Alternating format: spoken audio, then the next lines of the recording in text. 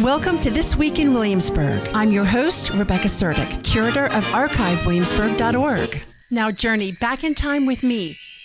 This week in 1904, Samuel Harris, local business owner, died. Mr. Harris was born in slavery and by the 1890s was considered to be one of the wealthiest men in Virginia. Through hard work and dedication to providing affordable goods to the public, he and his family ran the Cheap Store on Duke of Gloucester Street. He assisted anyone in need with housing, clothing, food, and medical care. Mr. Harris was laid to rest in Cedar Grove Cemetery. Join me next time for another edition of This Week in Williamsburg, brought to you by archivewilliamsburg.org and the Williamsburg Old Time Radio Hour, your source for hometown history, online, on stage, and on the air. I'm Rebecca Suerdieck.